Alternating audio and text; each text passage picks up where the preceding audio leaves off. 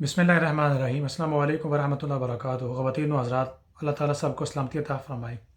رمضان کے شروع میں کچھ کامن کویشچن ہوتے ہیں جو خواتین و حضرات پوچھتے ہیں۔ ان میں مثلاً بندہ مریض ہے تو وہ کیا کرے۔ امراض کی دو قسمیں ہیں، مثلاً ایک ایسا مرض کہ آن دا ڈے جس دن روزہ رکھنا تھا یا روزے والے دن بندہ مریض ہوا، کوئی بیماری ہوئی، چھوٹی موٹی بیماری ہوئی، جیسے ویسے ہی کوئی سر درد ہوا، تو یہ کوئی اتنی بڑی بیماری نہیں ہے جس سے روزہ رکھا جا سکے۔ ایسی بیماری بخار ہے،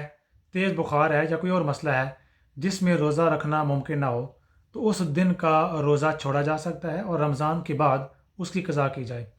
ایک دوسری بیماری یہ ہوتی ہے کہ پرماننٹ لیل، جیسے میڈیکیشن پر لوگ ہوتے ہیں، اگر وہ 4-5 گھنٹے کے بعد اگر وہ ٹیبلٹ یا انجیکشن نہ لیں تو ان کو تکلیف ہو سکتی ہے، مرض بڑھ سکتا ہے، جان لیوا ثابت ہو سکتا ہے، یا اگر وہ 2-3 گھنٹے، کچھ معدے کے امراض ایسے ہوتے ہیں کہ وہ اگر ان کا خالی پیٹ رہے تو چکر آنا شروع ہو جاتے ہیں، تو یہ پرماننٹ ریل جب یہ ڈاکٹر کہے میڈیکلی یہ ثابت ہو جائے تو ایسے لوگوں پر بھی وہ ایکسیپشن ہے۔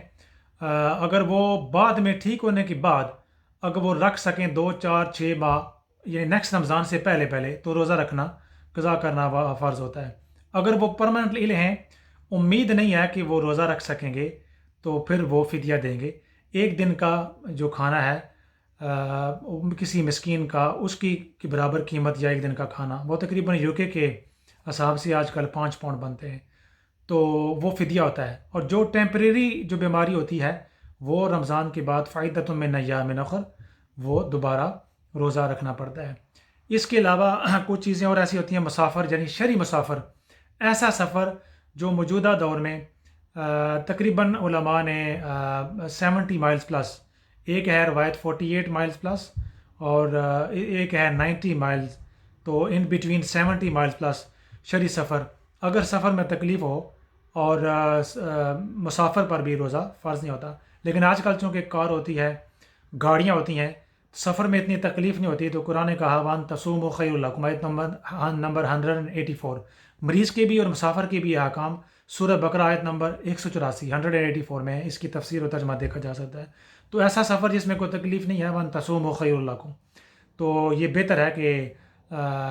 بندہ روزہ رکھ لے، چونکہ رمضان کا جو روزہ ہے وہ ایک دن کا روزہ بھی اگر جان بوجھ کر بندہ چھوڑے تو اس کا، اگر ساری زندگی بھی بندہ روزے رکھے تو اس کی برکتیں وہ نہیں ہوتی جو رمضان کے روزے کی برکتیں ہوتی ہیں۔ تو ومن کان منکم مریضا علی سفر، شرعی مسافر پر، اور جو مریض ہے، مریض کون سا، میں نے اس کی وضاحت کر دی، روزہ چھوڑنا جائز ہے۔ پکا مریض ہے تو فدیہ دے دے، اور اگر ٹھیک ہو سکتا ہے تو رمضان کے بعد وہ روزے کی قضا کرے۔ اس کے علاوہ بڑی عمر کے لوگ، بہت زیادہ بوڑھے، نحیف اور کمزور لوگ،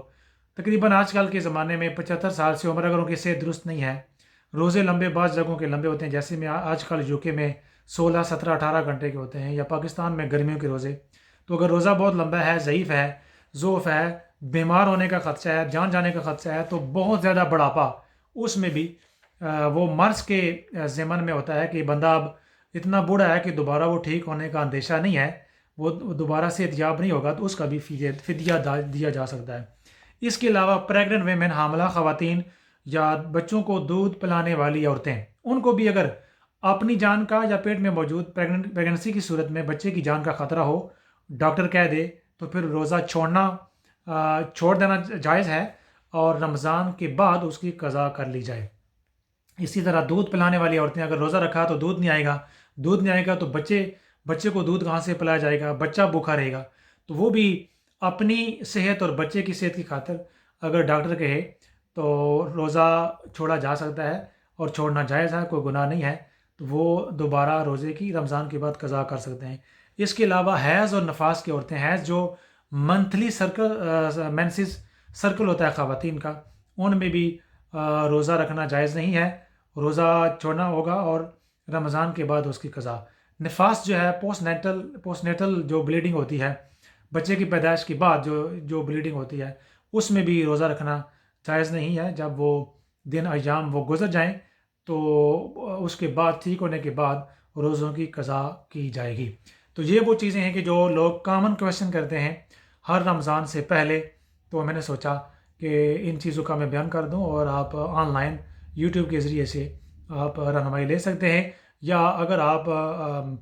کسی اور جگہ سے آپ کا تعلق ہے تو آپ اپنے قریبی جو مسجد ہے ان کے امام صاحب عالم دین ہیں ان سے آپ رہنمائی لے سکتے ہیں۔ انجیکشن کی صورت میں یا ویکسینیشن کی صورت میں روزے کی حالت میں انجیکشن لگوانا، اس بارے میں الگ سے ویڈیو بنا چکا ہوں۔ آپ یوٹیوب میرا چینل اس میں تلاش کر سکتے ہیں، انگلش میں بھی اردو میں بھی اس کا لیکچر موجود ہے۔ دعا گو ہوں کہ اللہ تعالیٰ آپ سب کو برکتیں عطا فرمائے،